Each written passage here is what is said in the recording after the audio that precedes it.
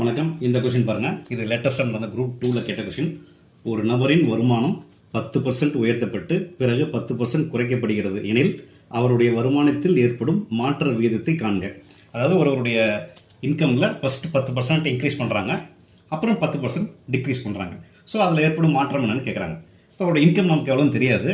So இந்த மாதிரி சமக்கு நான் ஏற்கனவே சொன்ன மாதிரி அவருடைய இன்கம்மை நம்ம 100 எடுத்துக்குவோம்.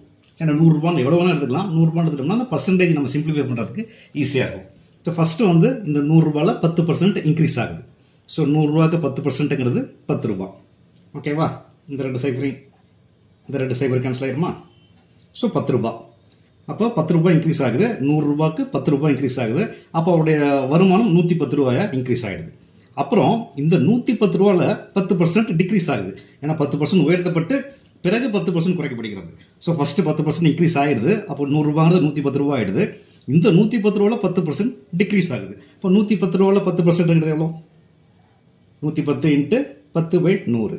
இப்போ இந்த சைபர் கேன்சல் ஆகிரும். இந்த சைபருக்கு அடிச்சிடலாம். 11 × 1 11.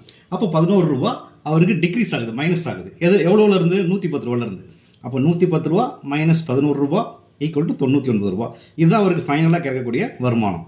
அப்போ ஏற்கனவே 100 ரூபா நம்ம எடுத்துக்கிட்டோம். அவருடைய வருமானம் 100 ரூபான்னு எடுத்துக்கிட்டால் அவருக்கு இப்போ கிடைக்கக்கூடிய வருமானம் 99 ரூபா. அப்போ இதில் 1 ரூபா குறையுது. அந்த 1 ரூபாங்கிறது எவ்வளோ? இந்த 100 ரூபாய்க்கு 1%. ஸோ 1% குறைகிறது. தான் ஆன்சர். இது வந்து நம்ம லாஜிக்காக போடுறது. ஓகேங்களா? இப்போ நான் ஒரு ஷார்ட்கட் சொல்கிறேன், அது உங்களுக்கு புரியுதான்னு பாருங்கள். இது புரியுது இல்லையா? இந்த ஷார்ட்கட் பாருங்கள். இந்த 10 × 10 = 100 இல்லையா? இதை ஸ்டாண்டர்டாக நம்ம எடுத்துக்குவோம். இந்த மாதிரி சம்லாம் வரதுக்கெல்லாம் 10 × 10 100 அப்படிங்கிறது ஸ்டாண்டர்டாக வச்சுக்கோங்க. இது ஓல்டு இன்கம். இந்த 100 ரூபாங்கிறது ஓல்டு இன்கம். இப்போ ஃபஸ்ட்டு என்ன பண்ணுறாங்க? 10% உயர்த்தப்படுது. அப்போ இந்த 10 ரூபாவில் 10%ங்கிறது 1 ரூபா. அப்போ 11 ரூபா ஆயிரும் அவருடைய வருமானம்.